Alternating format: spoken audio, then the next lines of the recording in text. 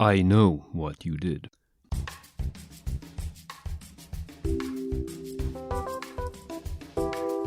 Hello and welcome to Cool Time Life. I'm your host, Steve Prentice. Each of our Cool Time Life podcasts focuses on a topic dealing with people, productivity, and/or technology, and each offers ideas and facts you need to know about to thrive in today's busy world. An index of our podcasts is available at steveprentice.com under the podcast tab. I know what you did. If someone said that to you in a menacing way, how would you feel? Where would your mind go? What terrible secret would your subconscious drag to the surface of your memory? This phrase, I know what you did, is enormously powerful, even though most of the time it holds no actual substance at all. People in power, especially political and religious leadership, use variations of this all the time. I know what you did is just one example of a phrase that allows a listener to fill in the blanks with their own thoughts and feelings. It's a leading statement. I can look at you and say, I know what you did, without knowing a thing about you. Maybe I've not even met you before. But if I say it with enough conviction, you will do the rest of the work for me. Your conscience will fly to something that you did, something you are not proud of, and will assume that I somehow found out about it. You might even capitulate, allowing me to extend my dominance further, blackmailing you emotionally without ever knowing what your terrible secret actually is. All I have to do is say, I know what you did. Humans are terrible with handling emotion. We are slaves to it. As I have said in previous podcasts, we are ruled by emotion and not logic, which is why so much of what people do is based on faith and not on knowledge. In fact, knowledge itself becomes a threat to people's faith, inspiring them to lash out in defense of what their emotions hold dear. People who feel guilty about something carry a heavy emotional burden. So heavy, in fact, that unless they are true sociopaths devoid of the capacity to feel, they are likely to give away their own game automatically.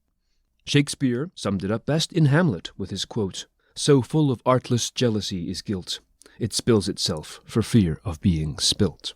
Guilt forces most people, anyway, to act differently, to always be watching out for a slip of their own tongue or a glint of recognition from someone else that the jig is up.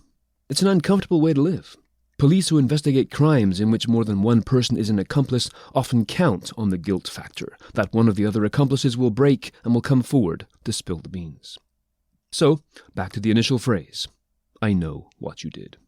This is a term of influence. Not a nice form of influence, but influence just the same.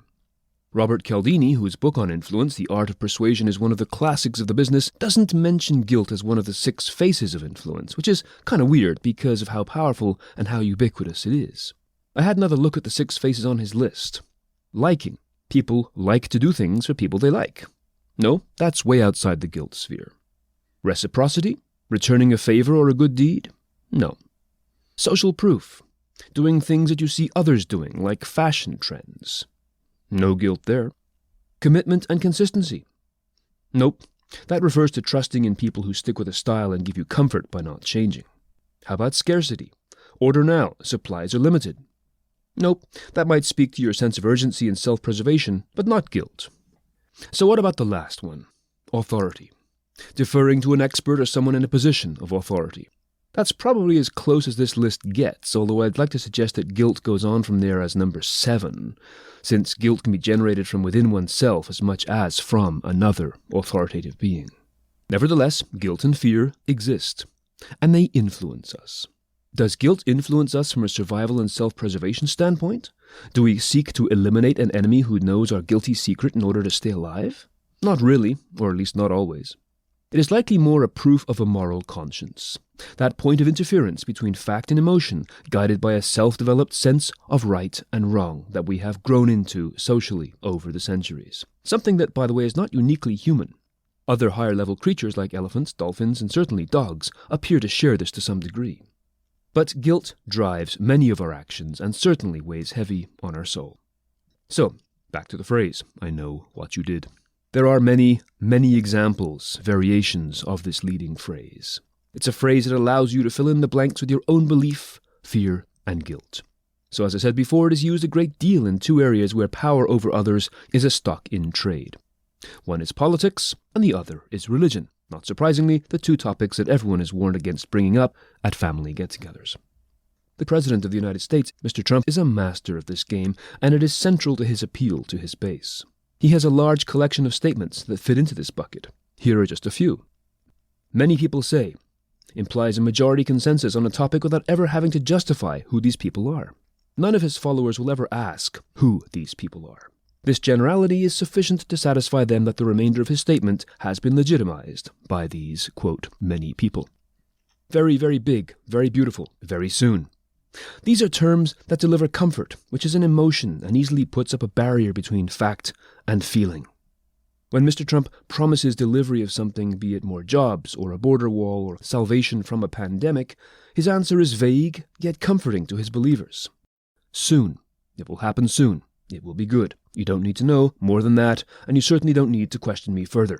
It's taken care of. Relax and be quiet. Another version of the I know what you did leading statement is the loaded question. What else is going on here? Is there something going on here? What is he hiding?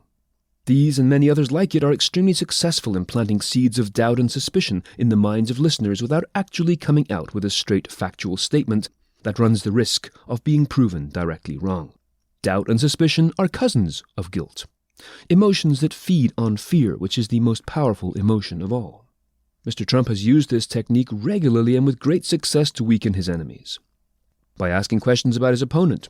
Is he a Muslim? Is he a terrorist sympathizer? Was he born in Kenya? I don't know, but there's something going on here. With words like that, he infects his opponent with attributes that touch the fear-based emotions of his followers while escaping accountability. Hey, I was just asking a question. This type of vaguely accusatory question goes back centuries, and it was a key tool of incrimination in the Inquisitions of Europe and the real, actual witch hunts in the Age of Puritans in America in the 1600s. The mere questioning statement about somebody being a witch was all that was needed to convict and ultimately execute. I'm not saying she's a witch, but ... It doesn't matter what happens after those dots. The die has now been cast. It is happening still in Ebola-stricken areas of Africa. It has been and continues to be the cause of much suffering and death throughout the centuries up to the present, when the word witch is replaced by the word homosexual. Sadly, the mob doesn't need facts, they just need the right collection of vague words and allusions to inflame their feelings of fear and translate them into destructive action. In pre-literate centuries, the primary megaphone for knowledge and social awareness in Europe and the New World was the Church, which never missed an opportunity to impose this same guilt-inducing tactic when considering the many sins a person was capable of. They literally wrote the book on it. Virtually every memorable passage in the Bible, like turning water into wine, mutated from colloquial to miraculous, as people interpreted from that what they wanted to hear. Now, we live in a post-literate age, where most people are able to read, but what they read merely supports their existing beliefs and fears. People who watch Fox News, for example, go there because they know the news they hear on this network will match their existing state of mind. They don't go there to learn facts, they go there to reinforce feelings. The same goes, by the way, for most other forms of informational media, left-leaning or right-leaning, socialist, liberal, conservative, or alt-right. We now go to the safe haven of a shared mindset, rather than pursue independent knowledge through critical thinking.